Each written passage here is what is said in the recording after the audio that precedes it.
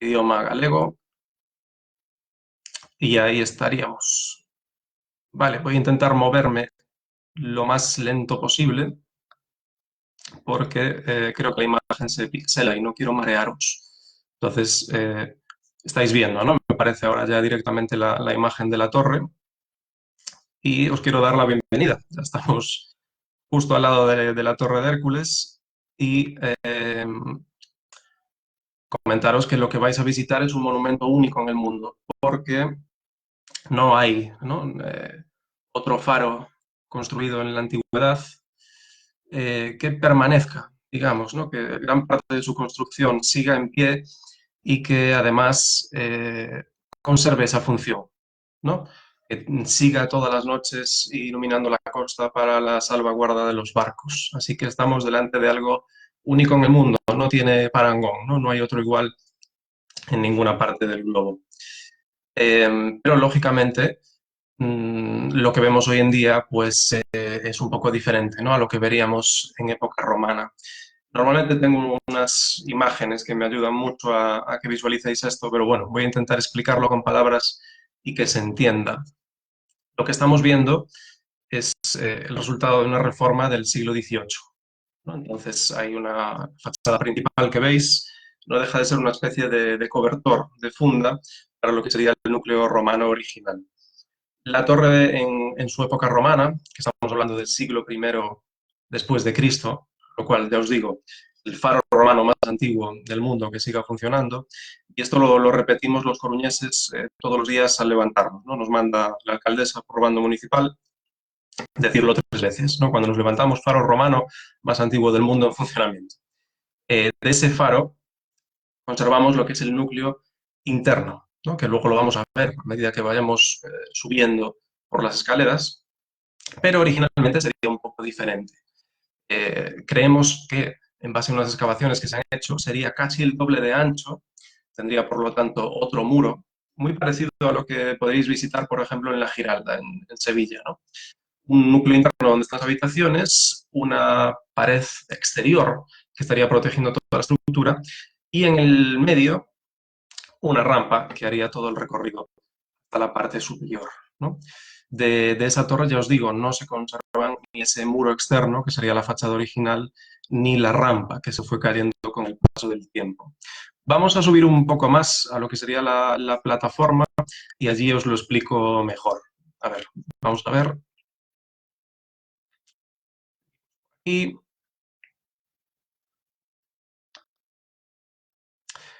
Y aquí estaríamos directamente situados al lado de la torre, ¿no? Entonces, esto es un ejercicio que hago mucho con los niños, ¿no? Y con los peques. Siempre les pregunto, ¿no? Los pongo así delante de la torre, de una imagen de la torre y les digo, ¿qué os llama la atención? ¿No? ¿Qué os resulta extraño de la torre? Si tuvierais que decir algo que os parezca raro, ¿qué sería? Y los niños son muy agudos, ¿no? Enseguida lo pillan rápidamente y pues salta a la vista, ¿no? Tenemos bueno, una fachada que tiene unas ventanas que están abiertas y otras que están cerradas. Y el otro día un niño me sorprendió con una metáfora que me pareció muy acertada porque me dijo, la torre está envuelta para regalo. Y efectivamente, ¿no? Parece que esa banda diagonal que la recorre es como si tuviera un lazo que la va embelleciendo de alguna manera. Pero en realidad este es el resultado de esa reforma del siglo XVIII que quiso ser súper respetuosa, ¿no? Con todo lo que se encontraron, eran conscientes, ya os digo, en el año 1788 tenían conciencia de lo que tenían entre manos, ¿no? Sabían que era algo único y que tenían que conservarlo de una manera especial. Así que primando desde ese respeto a lo que se encontraron y queriendo dejar muy claro lo que había y lo que ellos van a hacer en la fachada y en el interior, Eustaquio Giannini, que así se llamaba el ingeniero a cargo de la obra, nos va a dejar pistas, ¿no? De lo que él se encontró y de lo que quiso hacer. Así que, de alguna manera, este tema de las ventanas y de esta faja que recorre la torre no es más que pequeños guiños a la historia, ¿no? Con esa faja nos está diciendo que él va a construir en el interior de la torre una escalera, pero que antiguamente no había escalera.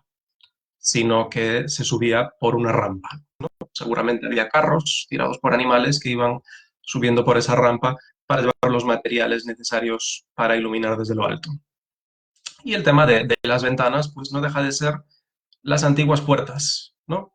Si había efectivamente una rampa que subía para acceder a cada una de las habitaciones, que ahora las vais a ver por dentro, tendría que haber también puertas, lógico. Con lo cual pensamos que las ventanas que están abiertas están respetando de alguna manera ya los agujeros que ya existían, ¿no? No se quiere hacer nada nuevo, nada que degrade el monumento de esa manera. Así que las ventanas que veis cerradas simplemente están ahí para aportar simetría, ¿no? Para que nos quede estético, por así decirlo. Estamos en el neoclásico, con lo cual no tiene que haber grandes decoraciones, no tiene que ser una cosa muy pomposa, pero sí que tiene que ir todo equilibrado, compensado. Así que, de alguna manera, pues están ahí para aportar esa simetría, ¿no?, que requiere la torre. Si os fijáis, en la parte superior, arriba del todo, tenemos esa primera cornisa, ¿no?, que nos está indicando que hasta ahí llegaba la torre romana original. Estamos hablando de casi 40 metros de altura. Para un edificio del siglo I era muchísimo, ¿no? Era un edificio imponente. La de hoy en día llega hasta los 57, ¿no? De alguna manera se aumentó un poquito la altura para que ganase en estética, en visibilidad, pero dejaron muy claro, ¿no?, con esa cornisa hasta dónde llegaba ese monumento romano. Os quiero ahora enseñar otra cosa bien importante, ¿no? Sabéis que la torre, si no sabéis os lo digo, es Patrimonio Mundial de la UNESCO desde el año 2009, ¿no? Por esto que decíamos de ser un edificio único, de ser el faro más antiguo del mundo en funcionamiento, pero además por este pequeño detalle que os quiero mostrar y que normalmente pasa desapercibido, ¿no? Lo tenemos aquí. A ver, vamos a ir despacito, que no os quiero marear. Aquí girando a la izquierda de la torre, pues hay una casetita pequeña, aquí solo se ve el piquito, ¿no?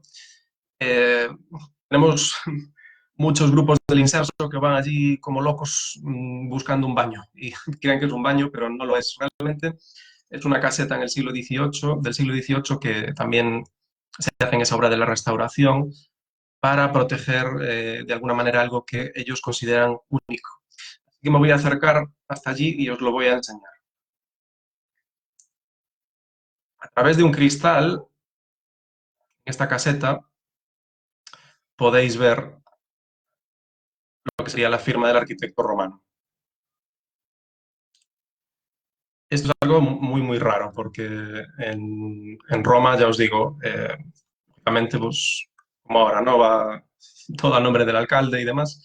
En Roma tendría que ser todo a nombre del emperador, así que cualquiera que quisiese de alguna manera dejar su sello, su impronta, pues esa firma poco duraba y esa persona probablemente fuera ejecutada.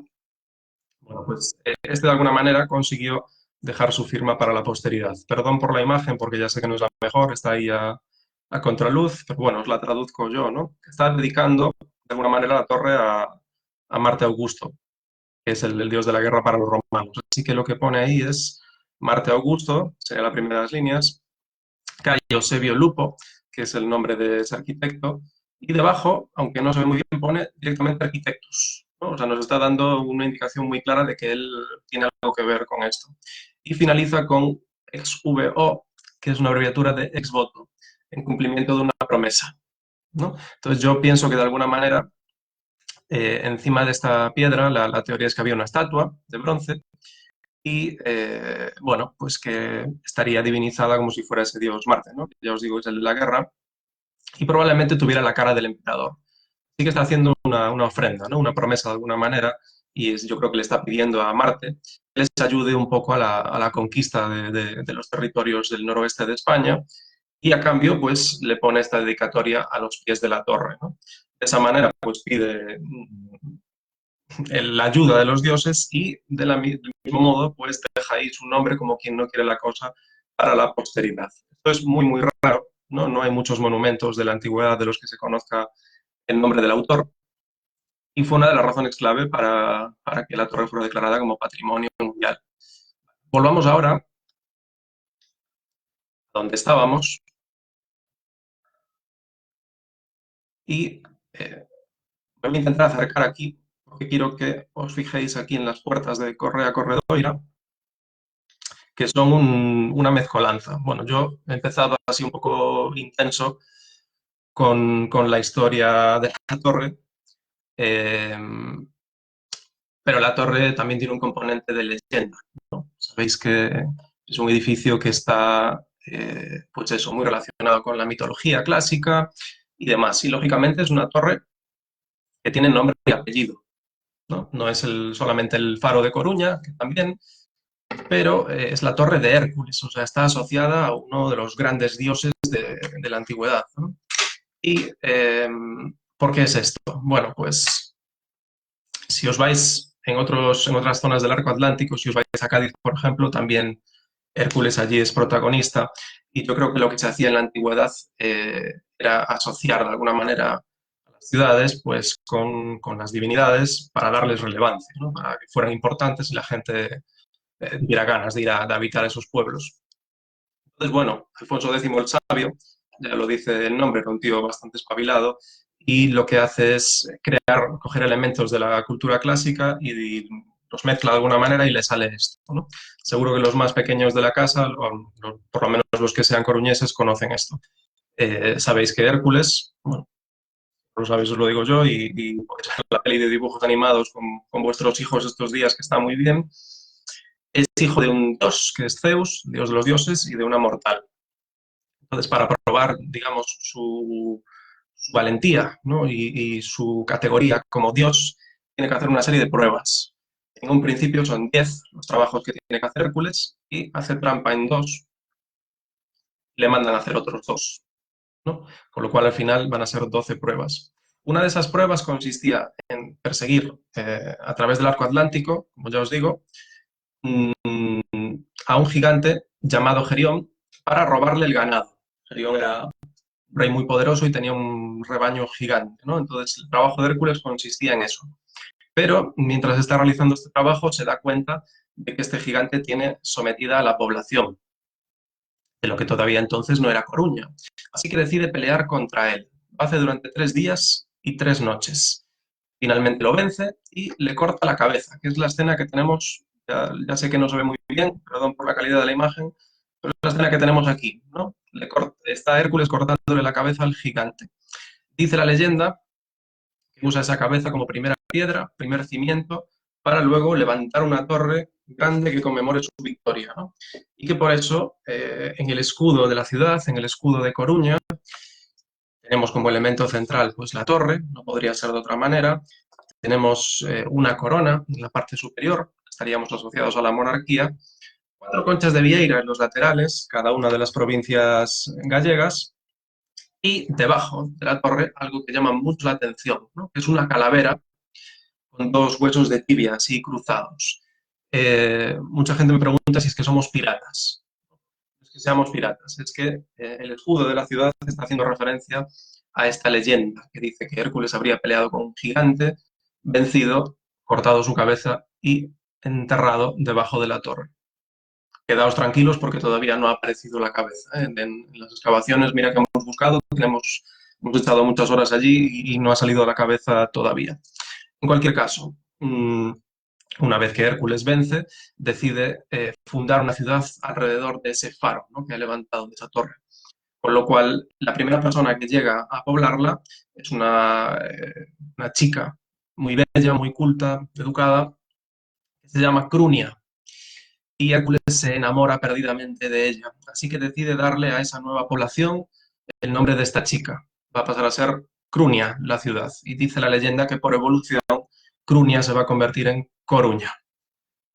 Hay mucha polémica con este tema, hay muchísimas teorías acerca del tema de Crunia, de dónde saldría este vocablo. Hay muchísimas. Si leéis sobre esto, yo no me voy a extender ahora, pero si leéis, hay muchas, ¿no? Decenas de teorías hablando de esto. A mí me gusta una que dice que podría estar relacionado con una palabra en latín que significa, pues, corona, por una parte, ¿no? Que podría ser por esta asociación con la monarquía, y otra que podría ser columna, ¿no? Y una columna grande e importante, pues, es la propia torre, ¿no?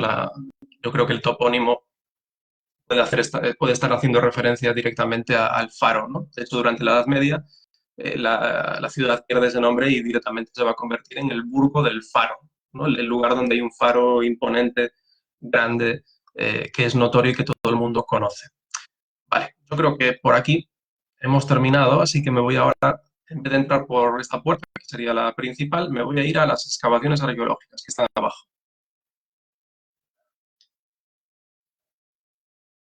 Entonces voy a entrar por aquí y os doy la bienvenida a las excavaciones de la torre. Vale, voy a esperar un segundito a que se sincronice la imagen. Estaríamos ahora, pues, no dentro de la torre, pero sí muy cerca y un poco por debajo, ¿no? Para que me entendáis, en el nivel -1.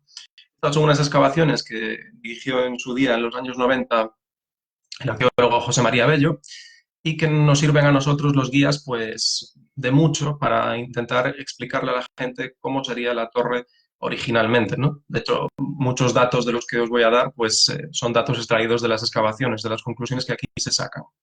¿Qué se hace en una excavación? ¿No? Para los que sean más pequeños y a lo mejor no hayan visitado ninguna todavía. Bueno, pues los arqueólogos, tipo Tadeo Jones, lo que hacen es excavar. ¿Qué quiere decir excavar? Levantan la tierra. Y a medida que van levantando la tierra, van encontrando restos. Eh, los restos que están más abajo, lógicamente, van a ser los más antiguos. A medida que vamos subiendo, como si fueran capas en una tarta, pues vamos a encontrar los restos más nuevos. Las cosas que se vayan encontrando ahí, pues nos van a servir para saber en qué época se hizo cada una de esas capas de la tarta, ¿no? Por así decirlo. Así que, bueno, pues si encontramos, por ejemplo, una moneda que está asociada a un periodo histórico, pues sabemos que esa parte de la torre pues, tiene que ver con ese tiempo, ¿no? ¿Qué vamos a encontrar aquí? Bueno, pues vamos a encontrar desde huesos, vamos a encontrar, había muchísimas pipas de hueso, por ejemplo, vamos a encontrar artículos que estén hechos de metales, había mangos de cuchillo hechos de bronce, vamos a encontrar pues cosas de decoración personal como colgantes, vamos a encontrar pues eso, cosas que perviven bien el paso del tiempo, ¿no? Ropa no vamos a encontrar, alimentos pues tampoco, pero sí artículos de ese estilo. Toda esa colección la tenemos hoy en el Castillo de San Antón, ¿no? Todo lo que salió no está todo en exposición, pero bueno, sí que está almacenado en depósito en el Castillo de San Antón, que ya sabéis que es el Museo Arqueológico de la ciudad. Podéis también luego, cuando todo esto se acabe, hacer una visita al castillo porque vale muchísimo la pena. Voy a avanzar ahora por aquí.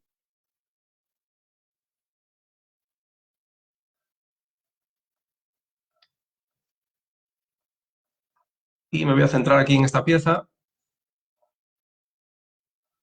y el mapa, ¿no?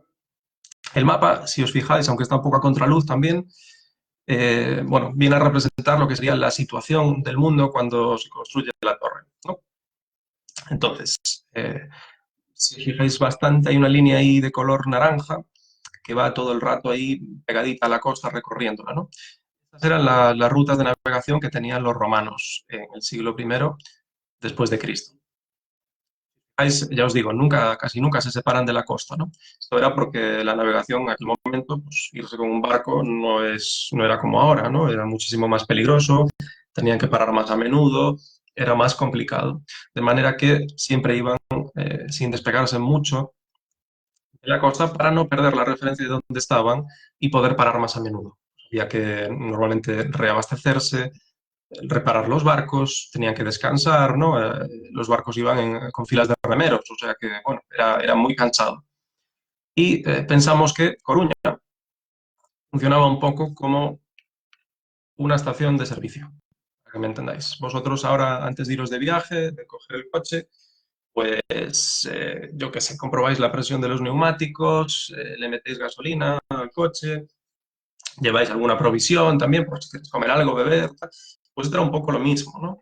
Los barcos que paraban aquí, que venían desde el sur, paraban en Coruña, entendemos que este era un punto intermedio para luego prolongar la ruta hacia el norte, de lo que sería la costa de Francia, hacia las Islas Británicas, que están conquistando en este momento. Entonces, bueno, pues sería eso, ¿no? Una especie de parada en boxes, parada técnica, para luego seguir subiendo. Esos faros que habría en la antigüedad, entonces, no solo indicarían peligro en costa, sino que ahí podían entrar, que había una población amigable que los iba a acoger. Entonces, ¿cómo iluminarían esos faros de la antigüedad? Bueno, pues no sabemos exactamente, ¿no? Pero sí que pensamos que esta pieza, que está aquí delante de nosotros, tendría algo que ver con el sistema de iluminación. Entonces, esto estaría en la parte superior de la torre. Debajo de esta piedra pensamos que habría un depósito de aceite. A través de ese hueco que veis, ese agujero, saldría una mecha y ahí se crearía la luz. Estaría alimentada, ya os digo, con aceite. Si os fijáis, la piedra tiene marcada una forma en V, ¿no? Un triángulo ahí. Bueno, pues ahí pensamos que iban apoyadas placas, bien fueran cristales o metales, para que esa luz pues se reflejase y se pudiese ver lo más lejos posible.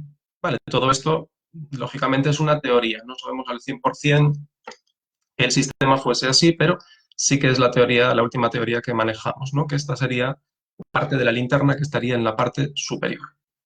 Vale, voy a seguir avanzando por la excavación.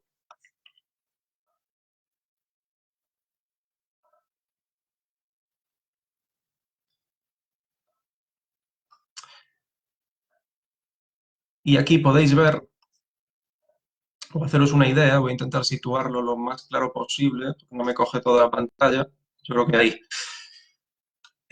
Vamos a ver, os había dicho al principio que la torre, pues conservamos lo que sería el núcleo interno, ¿no? Bueno, pues la torre original está ahí, la veis justo enfrente, protegida por ese cordón metálico, ¿no? Que está ahí en imagen.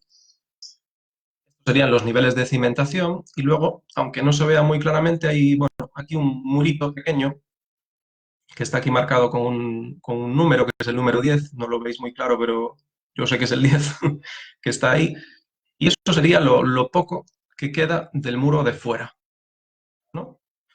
No hay casi restos del muro exterior, pero gracias a ese pequeño tramo que queda ahí, sabemos más o menos las dimensiones que podría tener la torre original, ¿no? Ya podéis ver que era una cosa pues considerablemente más ancha. Y en medio de esas dos paredes, pues pensamos que era donde estaba esa rampa que hacía el recorrido hasta la parte superior. Voy a seguir avanzando un poco por la historia y voy a llegar a esta zona que nos ofrece otra, bueno, hemos avanzado poquitos, ¿no? Aquí sigue estando el número 10, ahí en el medio, lo veis. Y aquí en el 11 tendríamos unos restos que ya son posteriores, son medievales. Tenéis que imaginaros que estamos en el siglo X, en torno al año 1000, ¿no? Por ahí. Coruña se ha despoblado, que han ido viniendo invasiones, ¿no? Primero los suevos, o los sarracenos, normandos, vikingos, ¿no? Incluso que venían a por el oro de Santiago. Bueno, pues todas esas invasiones asustan, como es normal, a la gente, y la gente se retira hacia el interior. Van, por ejemplo, pues hacia la zona al abrigo de la ría, ¿no? Donde hoy está el Burgo. El Burgo nace por eso, ¿no? Porque la gente se va de la ciudad y se va hacia el interior, se retira. Así que la ciudad queda un poco despoblada. Solo quedan muy pocas personas y el faro deja de estar en funcionamiento, deja de haber mantenimiento, dejan de cuidarlo de alguna manera. Así que tanto ese muro externo del que hablábamos como la rampa se empiezan a caer, empieza todo a caerse. Eh, ya no podemos utilizar la torre como faro, pero sí que la tenemos situada en un entorno de altura, ¿no? Está en una parte alta de la ciudad, que ofrece muy buenas vistas. Podemos ver todo lo que entra por el puerto y en aquel entonces podríamos ver incluso parte de la ciudad. Tiene todo el sentido seguir utilizando el edificio, pero ya no como faro, sino como puesto de vigilancia, o sea, como si fuera una especie de castillo. Entonces, bueno, pues sabemos que durante la Edad Media la torre pasa, de hecho, a ser propiedad de la Catedral de Santiago, comisionan todo edificio que pudiera servir con este propósito, ¿no? De estar vigilando, de estar un poco atentos a lo que pasaba por la costa, porque era un momento de invasiones, de inestabilidad, ¿no? Con lo cual, aquí lo que se hacen en estos restos es una especie de edificio, no os puedo enseñar todo el perímetro, pero sí que está hecho aprovechando lo que serían los restos del muro secundario, haciendo un rectángulo. Vale, aquí estaría en este lateral, estaría el segundo muro, vendría todo por aquí detrás, Sí, este sería otro de los cierres y llegaría hasta aquí, o sea, que sería un rectángulo bastante grande en el que estaríamos ahora, ¿no? Y si os fijáis aquí en el diseño que sale en pantalla, pues sería una especie de casetita hecha anexa a ese muro, pues para estar ahí protegiéndose, ¿no? Y demás. Aquí hay unos restos, este número 14 que veis en la imagen, que no se aprecia mucho, pero está naranja la piedra. Eso pensamos que era tanto la calefacción como la cocina, ¿no? De hecho, esta zona le llamamos la cocina, habitualmente entre nosotros, porque aquí es donde van a aparecer todos esos mangos de cuchillo, objetos de uso cotidiano, ¿no? Molinos de piedra, un montón de cosas que nos hacen entender que aquí se vivía. O sea, aunque no la torre no funcionase como faro, aquí había gente viviendo y tendrían que estar vigilando y demás. Vale, me voy hacia el final de la excavación.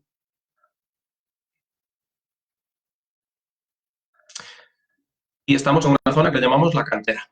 Entonces, veis que hay, bueno, además de aquí hay unos molinos de mano, que os decía antes, vemos que hay como dos pilas de bloques, ¿no? El número 18 son bloques que están en bastante mal estado, pero los restos que tenemos aquí a la derecha, en cambio, pues todavía son bloques que están casi intactos, ¿no? Así que, bueno, nos volvemos a situar en la Edad Media. En el siglo XIII se refunda la ciudad de Coruña, 1208. Así que la tendencia era muy ecológica, había que reaprovechar todo lo posible, ¿no? Si tenemos aquí bloques que están en buen estado y que se pueden utilizar, que simplemente hay que transportarlos, pues directamente los cojo y me los llevo, ¿no? Muchos de los bloques que estaban aquí, pues se van extrayendo y se van llevando hacia la ciudad vieja. Entonces, en la ciudad alta, muchos de los edificios que veis allí, que son de la época medieval, las iglesias, la antigua muralla que cerraba la ciudad, e incluso el castillo de San Antón, que ya es del siglo XVI, sale de aquí, ¿no? Esto de que decimos de que la torre influye mucho en el crecimiento y en los cambios de la ciudad es en parte metafórico, pero es literal también, porque mucha de esa piedra ayuda a que la ciudad crezca cuando la refundan, ¿no? Ya os digo, en el siglo XIII. Hasta el siglo XVI se mantiene esta actividad de ir quitando piedra para usarla en otros sitios y ya es en el siglo XVI cuando se prohíbe, ¿no? Por real decreto, porque si seguían quitando piedra amenazaba derribo, se iba a caer la torre. Entonces tienen que prohibirlo expresamente. Bien, voy a avanzar hacia el final y esto donde estamos es el cuarto de reserva. Esta zona que veis aquí está sin excavar, ¿vale? Porque se entiende que, bueno, pues en el futuro aparecen nuevas técnicas que aporten pues, nuevos métodos, que se pueda investigar de otra manera, todavía tendríamos material del que tirar, ¿no? También se deja un poco como testigo del trabajo que se ha hecho aquí. Y la escalera que tenéis enfrente es el antiguo túnel del farero. Los fareros vivían aquí en una casita que estaba pegada a la torre, que ya no está, la tiraron en su día, pero vivían justo al lado de la torre. ¿Qué pasa? Que no querían salir al exterior cada vez que tenían que acceder al faro. Así que lo que hicieron es un túnel que comunicase directamente su casa con el interior de la torre. Y hoy nos sirve a nosotros pues, para hacer ese nexo entre las excavaciones y lo que sería ya el interior del edificio, ¿no? Entonces, ahora voy a hacer un pequeño parón de 10-15 segunditos por si tenéis alguna duda, queréis hacer algún comentario. Ya he estado leyendo bueno, que para los niños es igual, es un poco demasiado, pero sí, igual podríamos hacer en el futuro hacer una visita especial solo para niños, ¿no? Que sea un poquito más light. Y hemos intentado un poco hacerla pues, en general, ¿no? De alguna manera, pero sí que a lo mejor en el futuro podríamos adaptarnos. Os dejo ahí este momentito por si queréis escribirme alguna cosa en los comentarios. Voy a esperar como medio minuto, 40 segundos y si veo que no hay nada, continúo hacia arriba.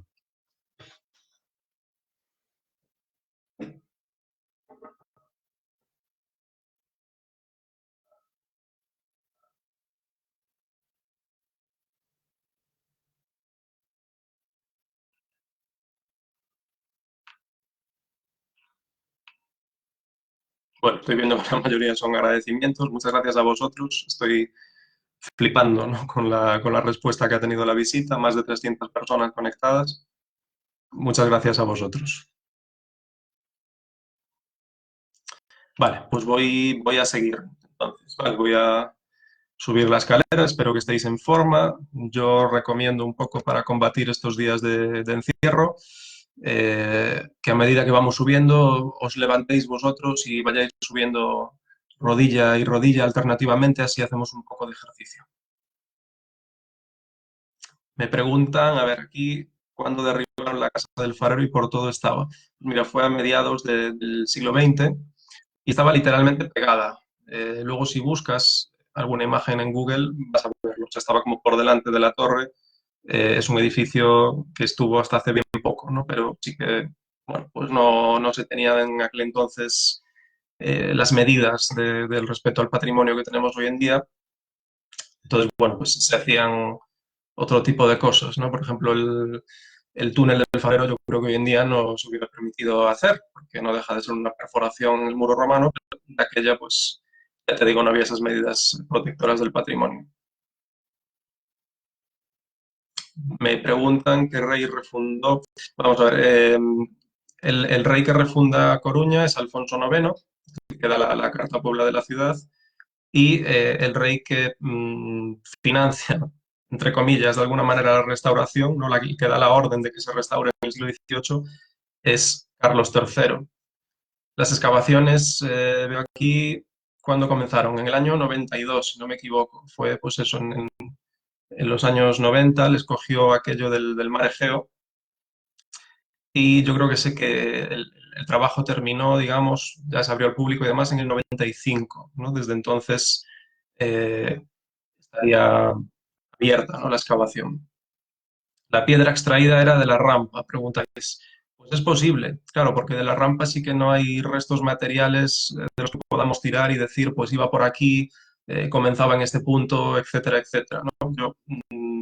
Es muy posible que fuera de la rampa y de otros múltiples sitios, ¿no? A lo mejor había también luego construcciones posteriores que se reciclaron también. No tendría por qué ser exclusivamente piedra romana, sino que yo creo que había un expolio constante y van cogiendo lo que les valía y listo.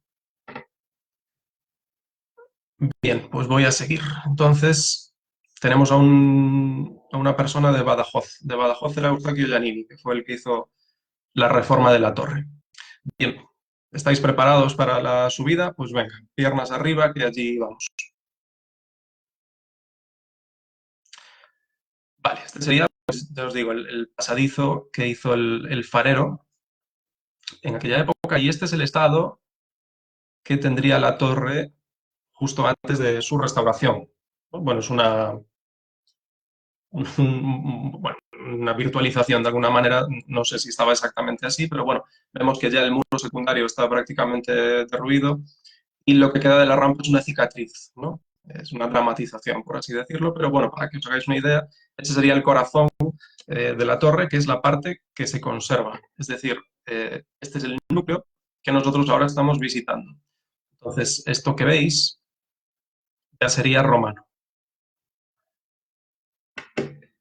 Vale, todas estas paredes están, esta habitación además está más o menos intacta. Sería todo obra original del siglo I. Esto es algo que sorprende bastante a los visitantes cuando se lo explico, porque piensan que realmente mmm, lo que queda es lo que acabamos de ver abajo, ¿no? Los cimientos. Y no, lo que queda es toda la estructura interna que ahora vamos a visitar. Así que yo lo que voy a hacer es subir al primer piso. Directamente voy a pasar a través de este marco y vamos a subir por esta escalera que ya os digo que es del siglo XVIII, ¿no? Es la gran intervención que se hace en el interior de la torre, escalera de piedra, a la que luego durante los años 90 también se le colocará esta barandilla. Los que hayan subido antes de la barandilla recordarán que se subía así un poco a pelo, ¿no? Y aquí en el cartel también podéis ver cómo sería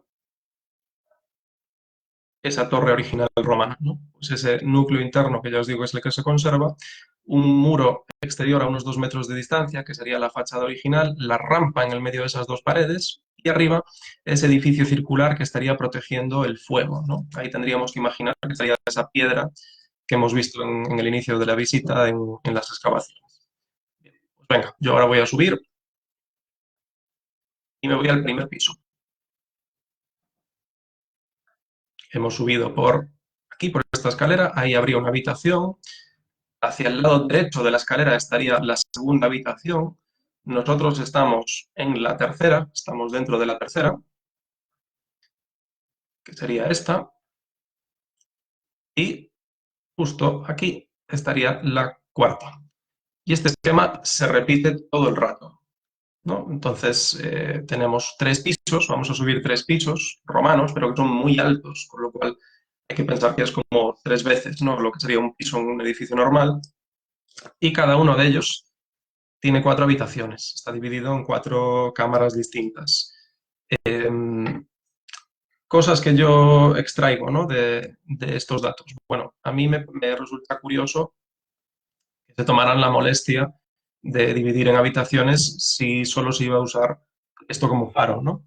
Yo creo que los romanos eran una gente tremendamente práctica, entonces si se hicieron las habitaciones y estas divisiones también hechas, sería por alguna razón en particular. Quiero que os fijéis ahora en el trabajo que tiene la piedra. Aquí tenemos una puerta original romana.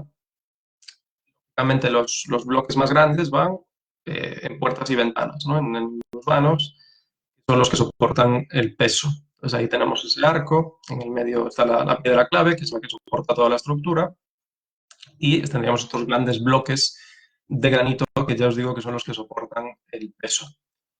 Para los muros tenemos bloque más pequeñito, ¿no? Unos bloques más cuadradotes, como podéis ver, que están haciendo líneas horizontales. Y de vez en cuando esas líneas son finitas, como más o menos en la mitad de pantalla podéis ver una, ¿no? Que es más finita, y estarían ahí, bueno, pues ellos iban calculando que no les fuera torcida la cosa, ¿no? Que no se desviaran de alguna manera, y engaña un poco la torre porque veis este exterior tan duro, tan agreste, y luego el interior no deja de ser un mortero de cal muy, muy sencillo, ¿no? Es agua, arena y cal. O sea, es el cemento de la época, es la mezcla más sencilla para darle, pues eso, empaque, consistencia a todo el conjunto, y es lo que rellena los muros realmente, toda esa mezcla de cal. Es como una especie de sándwich, para que me entendáis, ¿no? Por fuera vemos estos muros tan robustos, pero luego todo el interior sería esa mezcla de agua, arena y cal. Y esa misma mezcla es la que tenemos en los techos. Fijaos ahora en la altura, estos son ya pues unos 10 metros, ¿no? De habitación. Entonces, lo que os decía, esa misma mezcla es la que está formando parte también de los techos, con piedra todavía más pequeña, disca, ¿no? Y haciendo bóvedas de cañón, que esto también se lo pregunto a lo mejor a un adulto y no lo saca, pero en cambio los niños que a lo mejor han hecho un pastel en casa con sus padres, rápidamente lo ven, ¿no? Les digo, ¿cómo se podría hacer hace 2000 años esta forma tan perfecta, chicos? Y rápidamente me lo dicen, un molde, ¿no? Pues efectivamente, pensamos que era así, se dejaba un espacio en la parte superior para colocar un molde, se vertería la masa y cuando eso seca lo único que tenemos que hacer es retirar el molde y ya tenemos la mezcla hecha perfectamente. Digo lo de la altura, que os fijáis lo de la altura porque lógicamente yo os había dicho que los romanos son muy prácticos, ¿no? ¿Para qué queremos semejante altura en las habitaciones si luego no se va a aprovechar? Bueno, pues yo creo que sí que estaba aprovechada y que lo que tenemos son alturas intermedias, ¿no? Volvemos al suelo de la habitación, voy despacito que no os quiero marear, para que veáis una cosa. La mayoría de las ventanas están modificadas para temas de iluminación, ¿no? Aquí tenemos la ventana actual, pero la puerta original de esta habitación,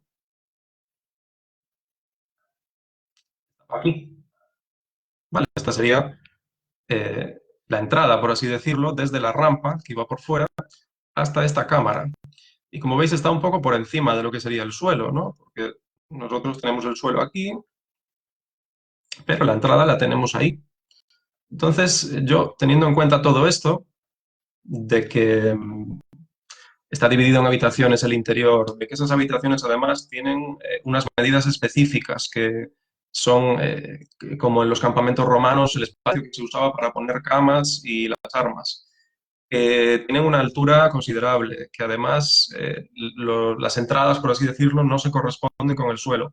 Bueno, pues yo tengo casi claro que esto estaría dividido en varias alturas internas y que además de un faro, la torre también era un destacamento militar. O sea, que esto estaba usado o pensado para que aquí estuviera un pequeño destacamento de un ejército, pues protegiendo el edificio, ¿no? No me parece que todas estas construcciones sean casualidad. Bien, voy ahora a subir hasta la segunda planta. Espero que lo estéis llevando bien, que no me esté enrollando mucho. Voy a salir aquí y fijaos, porque esto también es interesante, cómo hemos subido por aquí, pero ahora vamos a cruzar y vamos a subir por aquí.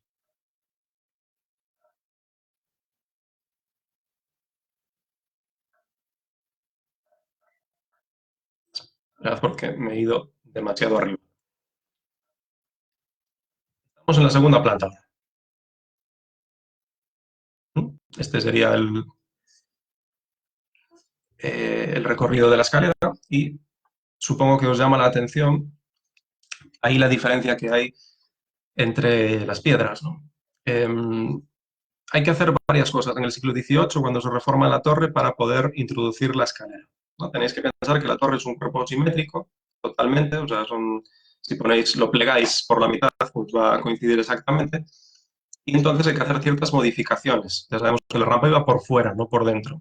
Así que para meter una escalera pueda subir por el interior y no descompensar de alguna manera eh, la estructura, ¿no? Que no se les viniera abajo, lo que tienen que hacer es algunos cambios, como os digo. Entonces, lo primero, pues, adecuar todas las entradas, ¿no? Ya os decía, a tema de iluminación, por ejemplo, muchas de las ventanas están modificadas.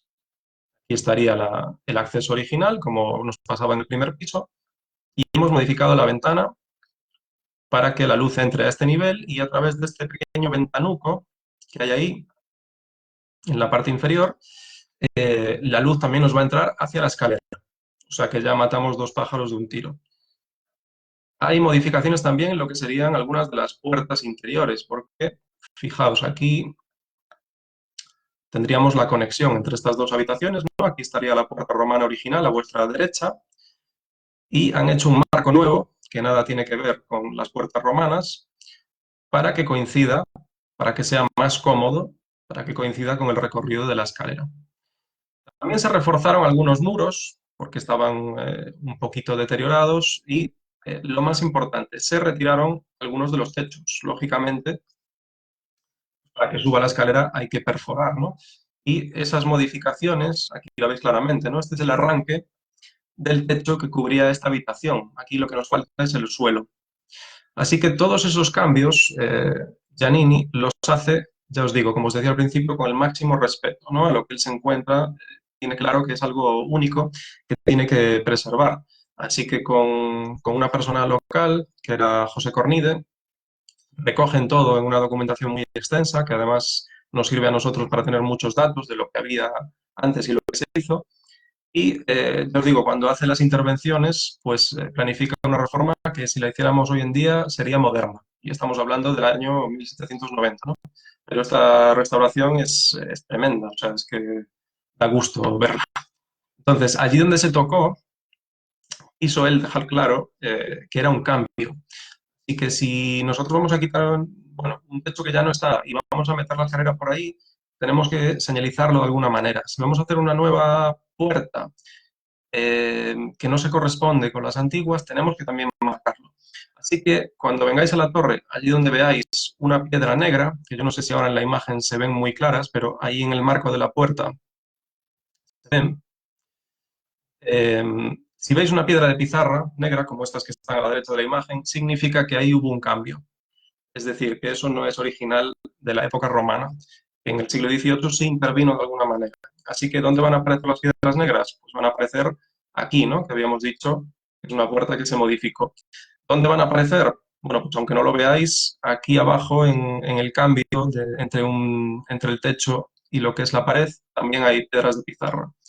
Y aquí, en este vano, en esta ventana, veis que está también plagadito de pizarras, ¿no? Con lo cual es una manera muy sencilla y a la vez muy inteligente, yo creo, de marcar, de diferenciar lo que es romano original, como podría ser este muro, ¿no? Que ya veis que apenas tiene modificaciones, de lo que es del siglo XVIII, de esta manera tan sencilla, ¿no? Con piedras negras de pizarra incrustadas en el muro como cuñas, pues podemos diferenciar cada una de esas partes. Para nosotros es una maravilla porque nos facilita muchísimo la explicación y ya os digo, es una restauración que si la hiciéramos hoy en día parecería moderna y avanzada, ¿no? Y fijaos, os digo, tiene pues eso, más de 200 años de antigüedad, es una auténtica maravilla. Bueno, pues lo que os decía, la escalera, hemos subido por aquí y hemos cruzado. Vamos a cruzar ahora hacia el otro lado, que esto descoloca un poco cuando uno está visitando la torre, ¿no? Parece como que se desorienta, se pierde, pero es precisamente por eso, para mantener la simetría, para mantener los pesos, para que no se descompense de alguna manera la estructura de manera interna, él va jugando y va moviendo la escalera de un lado a otro. Entonces, ahora sí, voy a subir por ella y estaríamos ya en la parte superior, ¿vale? Y se acabaría la torre en época romana. Es decir, que todo lo que estáis viendo, o casi todo, corresponde ya a la reforma del siglo XVIII. Los pilares grandes que veis ya son del siglo XVIII, bueno, la cadena, por supuesto. Estos tubos de latón que veis son muy modernos, ¿no? Están hechos para que suban los cables y cableado eléctrico. Y ya veis, la sala es casi enteramente, aquí estaría la subida a la terraza, casi enteramente de la reforma del siglo XVIII. Y digo casi porque sí que hay algo que permanece de la época romana, que sería el suelo. Vale, aquí lo que estáis viendo es todavía el cierre del último piso en época romana. Vale, está rematado de una manera muy particular, lo que pasa es que no os lo puedo enseñar mucho porque coincide ahí en la sombra, pero justo donde está esa zona sombreada hay una piedra que tiene forma de I latina mayúscula o de doble T, ¿no? Y está enganchada con otras piedras que tienen esa misma forma.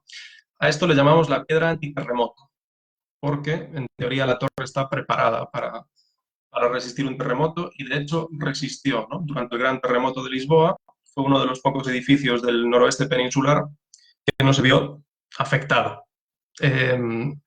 La ciencia detrás de esto, ¿no? Pues yo la verdad es que ingeniero no soy, pero bueno, me lo han explicado algún par de personas que entienden más del tema y son juntas de dilatación que lo que hacen es reducir de alguna manera la presión entre bloques y también agarrar el edificio, para que me entendáis, usando así términos un poco coloquiales, desde arriba y que se comporte como un único conjunto, como una única pieza, ¿no? Como si estuviera ensamblada pero fuera solo una única pieza.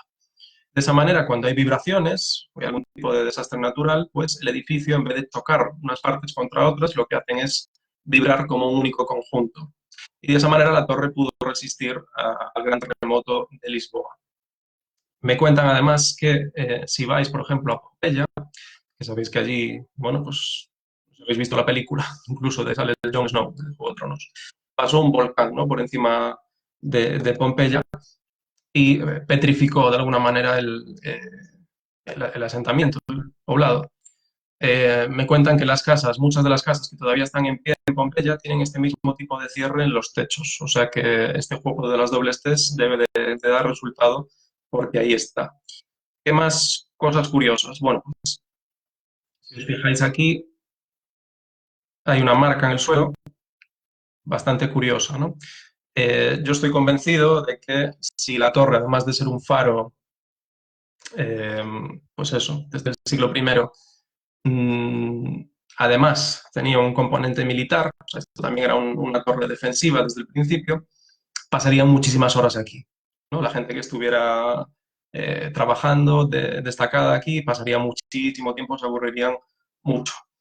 Así que la última teoría de lo que es esta marca que veis en el suelo sería que esto es un tablero de juegos, ¿vale? Como si fuera un juego de mesa situado en la parte superior, donde entendemos que pues, montaban la guardia, ¿no? Para vigilar todo el tráfico marítimo, pues tendrían aquí este tablero para momentos muertos, eh, pasar el tiempo, pero de alguna manera estar ya también alerta, pues por si tenían que dar la voz de alarma, ¿no?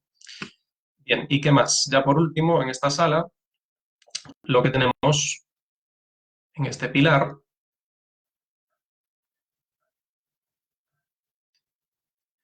y arriba de todo voy a intentar acercarme un poco, vale, no lo vais a ver con claridad, pero veis que hay una parte que está un poquito más ennegrecida y que parezca que está como escrita. Entonces, bueno, en la misma línea, ¿no? De que decíamos del respeto a la obra romana, pues ya os decía, ¿no? Desde el principio, esas pistas que nos deja Giannini en el exterior con la marca de la rampa, en el interior con la piedra negra, pues si el arquitecto romano había dejado su impronta, había dejado su firma, pues él no iba a ser menos, ¿no? Así que también en este pilar, aunque por desgracia no está muy bien conservado, también nos deja su firma, ¿no? Y viene a decir que dirigió esta obra el teniente ordinario de Marina, don Eustaquio Giannini. Vale, pues ahora lo que voy a hacer es seguir subiendo. ¿Qué tal? ¿Estáis cansados? He ido hasta aquí 199 peldaños. 199. Nos quedan los últimos 35 para llegar bueno, al premio, ¿no? Que tiene la torre. Yo espero que después de esta visita o en el futuro, pues además de que la torre sea considerada un mirador excepcional sobre la ciudad, que lo es, también sirva para hacer entender bueno, que es un edificio con muchas dimensiones, que da para explicar muchísimas cosas, que tiene mucha historia dentro de él y además que no es solamente el edificio, ¿no? Que tiene un entorno del que ahora hablaré y unas leyendas, un componente inmaterial muy, muy rico. Entonces, nada, os decía, 199 más 35 hacen la mágica cifra, fácil de recordar, además de 2, 3, 4, 234 peldaños, que son los que habríamos subido, y ahora voy a acceder a la parte superior. Bien, voy a empezar por esta zona. Ya sé bueno, que aquí es donde más desmerece la actividad, ¿no? En persona, desde luego, estaríais, yo creo, encantados de estar aquí sintiendo un poco el viento del Atlántico y además con estas vistas. Bueno, desde la torre se entiende perfectamente que en la antigüedad lo que era el puerto de Coruña no se limitaría solo a la ciudad, sino que estaría funcionando como un gran conjunto que los romanos llamaron el gran puerto de los Ártabros, ¿no? El Magnus Portus Artabrorum, que era la población que vivía pues, antes de ellos, ¿no? A los que sometieron de alguna manera. Entonces, ese gran puerto de los Ártabros era el conjunto de 4 rías, realmente. En la imagen no se alcanza a ver, pero en el margen izquierdo estaría la ría de Ferrol, más o menos donde tenéis vosotros la imagen por la izquierda estarían la de Ares y Betanzos. Voy a decir Betanzos barra Pontedeume, porque si digo solo Betanzos, normalmente sale alguien y me dice, y de Pontedeume también. Así que voy a decir Betanzos barra Pontedeume. Y la última, la que cierra, sería la nuestra, ¿no? La ría de Coruña, la ría del Burgo. Y estas 4 serían las que conformarían ese conjunto del gran puerto de los Ártabros, que funcionaba, ya os digo, como una sola entidad. Entonces, desde la torre tendríamos una vista perfecta de lo que sería la entrada al puerto, que ya os digo, cuando entran los grandes barcos, tienen que hacerlo o bien pegadito a nuestro lado, es decir, donde está la caracola, ahí en el margen izquierdo de la foto, o si no, pegados al otro lado. Por donde seguro no pueden ir es justo por el medio, porque es donde están esas agujas de piedra, aunque muchas han sido estalladas ya. Todavía permanecen algunas agujas que hacen peligroso la navegación para barcos de gran calado. Así que normalmente los cauces son esos, ¿no? Bien pegados a nuestro lado o bien del otro lado de la ría. Bien, voy a moverme hacia el otro lado. Y aquí veríais lo que sería, bueno, pues, la terraza no tiene una vuelta de 360 grados, pero casi, ¿no? Sí que podemos ver claramente los dos márgenes de la ciudad, por así decirlo. Y aquí estaríamos viendo el perímetro costero, ¿no? Donde están las playas de Orzán y Riazor y el monte que cierra las playas, que sería a postre el punto más alto de la ciudad, el monte de San Pedro, ¿no? Y en el margen derecho, que también tiene unas de las vistas más alucinantes de toda la ciudad, ¿no? Ahí sí que tenéis la panorámica con la torre incluida. Nada, os animo a que cuando vengáis a ver la torre también vayáis al Monte de San Pedro porque es una auténtica pasada, ¿no? Bien, me queda una cosa, ¿no? Que sería que desde lo alto de la torre hay otra leyenda que nos relaciona con el mundo atlántico, ¿no? Habíamos visto la de Hércules con ese mundo clásico grecolatino, pues ahora toca un poco las leyendas atlánticas, las que nos relacionan con Irlanda. ¿Qué dice esta leyenda? Me vais a perdonar ahora el mareo, pero voy a bajarme de aquí y voy a irme. Aquí está Carlos III, por cierto, que sería ese rey que decide reformar la torre en el siglo XVIII. Y lo que voy a hacer ahora va a ser bajar la cuesta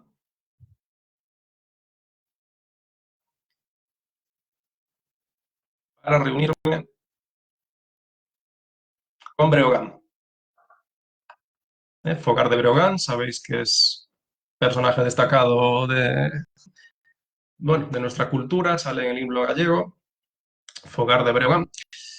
¿Y qué dice esta leyenda? Que la cuentan, por cierto, los monjes de Irlanda, ¿eh? No la contamos nosotros, sino que esto es parte de un libro que se llama El libro de las invasiones, el de Barjabala era libro de las invasiones de Irlanda, que escriben los monjes en el siglo XII, y que dice que el gran caudillo celta Breogán, desde lo alto de su torre, divisaría un 1 de noviembre, sabéis que es ese día en el que bueno, las fronteras del mundo de los vivos y de los muertos se estrechan de alguna manera, un 1 de noviembre, pues divisa en el horizonte al norte un gran resplandor verde, ¿no? Y que le sorprende esto. Junto a su hijo Iz divisan los dos ese resplandor y ese resplandor resulta ser Irlanda, ¿no? Así que se deciden a conquistar aquellas tierras misteriosas.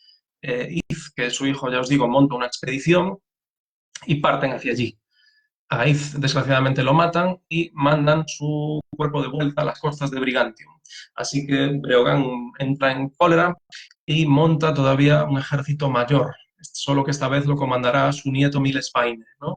Y será este Milespaine el que junte una armada tan poderosa que no solo conquisten Irlanda, sino una serie de territorios que hoy en día se conocen como los países celtas, ¿no? Pues no os puedo mostrar en la visita virtual porque no está la Rosa de los Vientos de Correa Corredoira, pero para mí es uno de los elementos del parque escultórico. Sabéis que todo alrededor de la torre hay, bueno, pues un conjunto de esculturas que hacen referencia a estas leyendas, al mundo marino, etcétera, etcétera.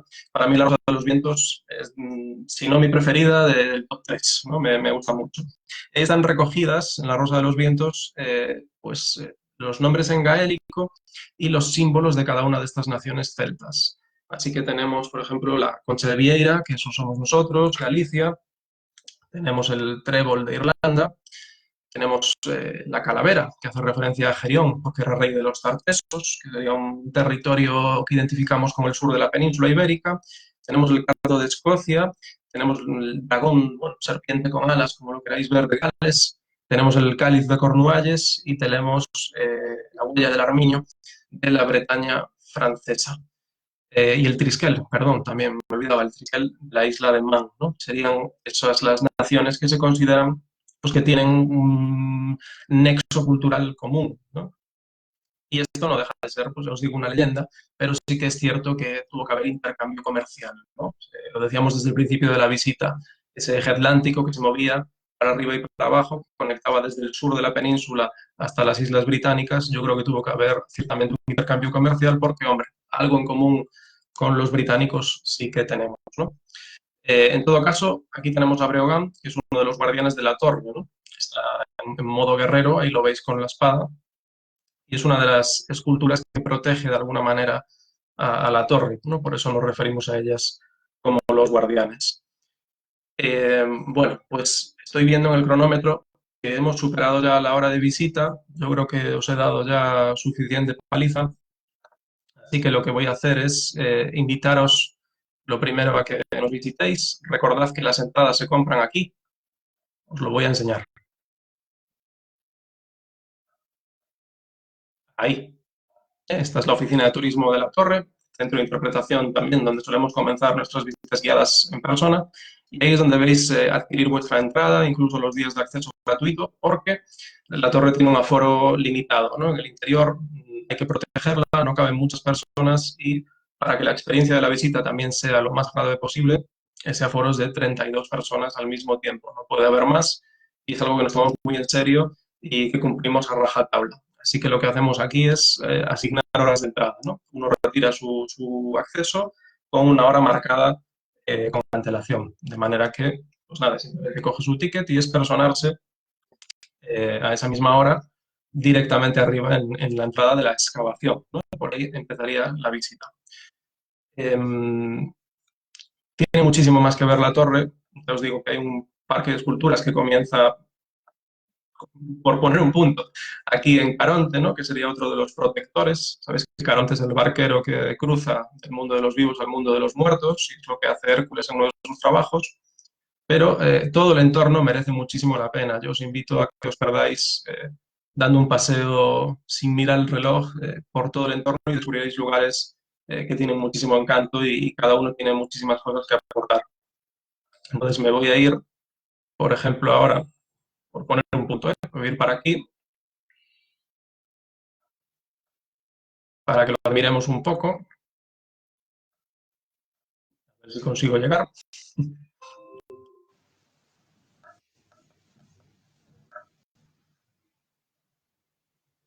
Aquí está Hércules en su nave de los argonautas, que es la que usa para dirigirse, para cruzar el Atlántico. Y me voy a ir hacia los menires de Manolo Paz, que es otra de las obras escultóricas más destacadas que tiene el parque y yo también diría que es de mis favoritas, ¿no? Aquí estaría al final el Monumento a los Caídos en la Guerra Civil y el cementerio árabe. Entonces me voy a quedar, yo creo, con esta imagen de uno de los menires y la torre, y voy a quedarme ahora a disposición vuestra durante unos minutos. Os quiero dar a todos, ha sido un placer estar con vosotros, os quiero dar muchísimas gracias por acompañarme en esta visita. Ojalá algún día pueda repetirse de manera presencial, ¿no? Que vengáis y visitéis la torre y yo que os pueda recibir. Y nada, lo dicho, me voy a quedar unos minutos aquí en el directo por si queréis hacer alguna pregunta, si tenéis algún comentario que hacer, pues eso, yo voy a estar aquí durante 5 minutillos largos. Lo que queráis, estoy disponible. Muchas gracias y que tengáis un buen día, que sea lo más leve posible el encierro.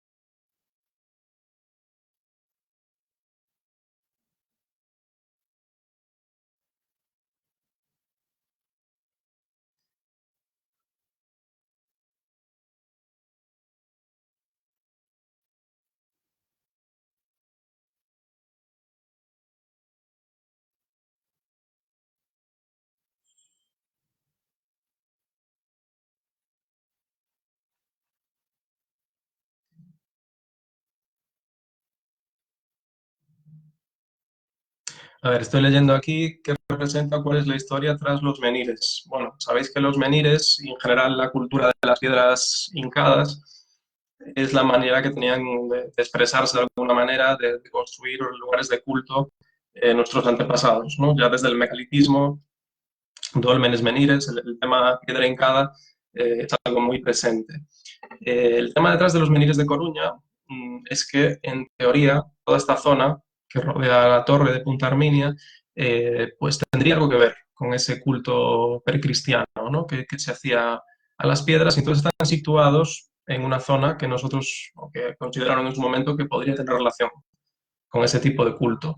Así que son menires contemporáneos, ¿no? Son parte de esa reforma de los accesos a la torre y de la construcción del parque escultórico que se hizo en los 90, pero están respetando de alguna manera ese lugar que se entiende podría estar relacionado con ese culto, ¿no? También hay petroglifos en Punta Arminia. Si hacéis una pequeña excursión por la zona, descubriréis que hay petroglifos también.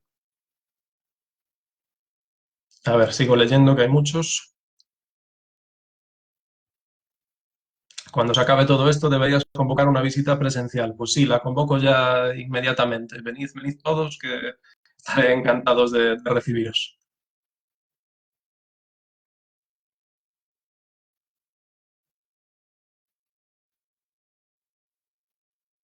Ha dicho que ese es un cementerio, efectivamente. A ver, me voy a desplazar hasta allí, que creo que me lo permite la plataforma.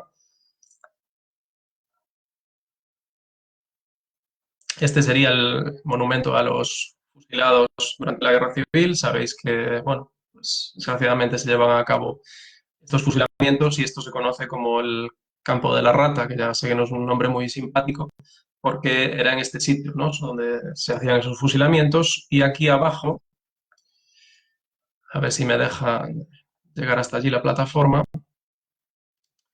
está lo que era el antiguo cementerio moro. Vale, hoy se conoce como la Casa de las Palabras y es un espacio, bueno, pues ya veis, con una arquitectura un poco que recuerda a lo islámico y que tiene recogidas dentro las leyendas de la ciudad, escritas en árabe y en castellano y gallego.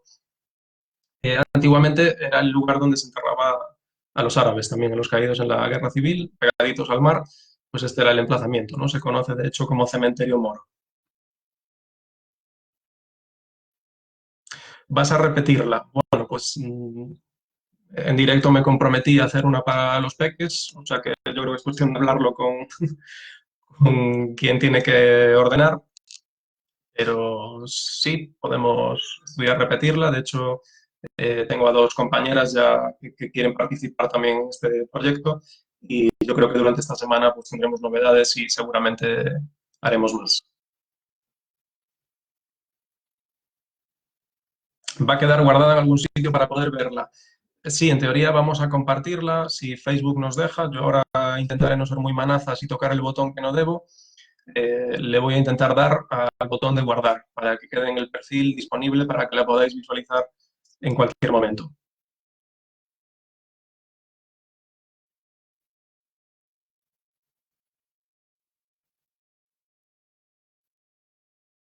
No he pillado la explicación de la piedra del terremoto.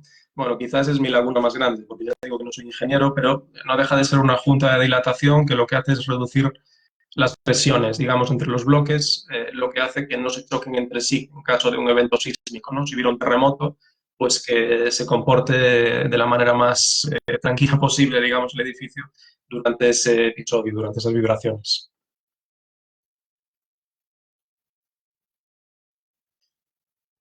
La torre está abierta todos los días del año. Pues mira, cerramos solamente en las fechas destacadas de Navidad y siempre y cuando el viento nos permita abrir, porque tenemos un plan de protección que nos indica que a partir de vientos de fuerza 7, que si no me equivoco son de 60 kilómetros para arriba, por precaución no abrimos, ¿no? Porque se estima peligroso.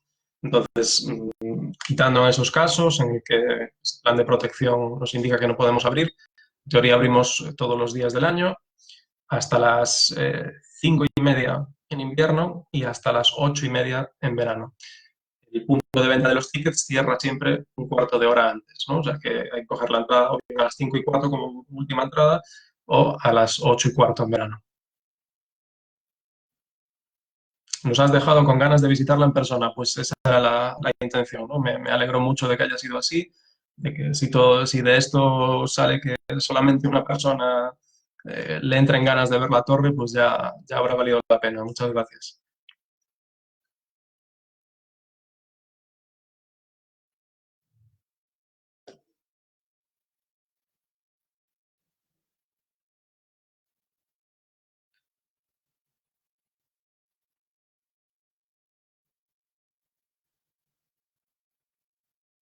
¿Cómo es que no se puede entrar en el cementerio árabe? Pues lo desconozco. La verdad es que no lo sé. Sí que es cierto que se puede ver a través de la verja, pero no tengo yo recuerdo de que se hubiera podido entrar nunca. Yo al menos no he podido entrar nunca.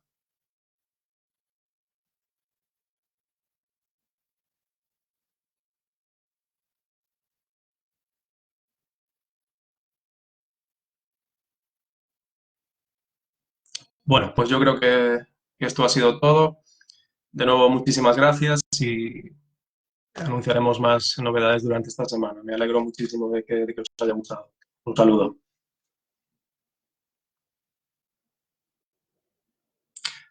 Bueno, veo aquí una última pregunta. ¿Haces alguna visita más que a la torre?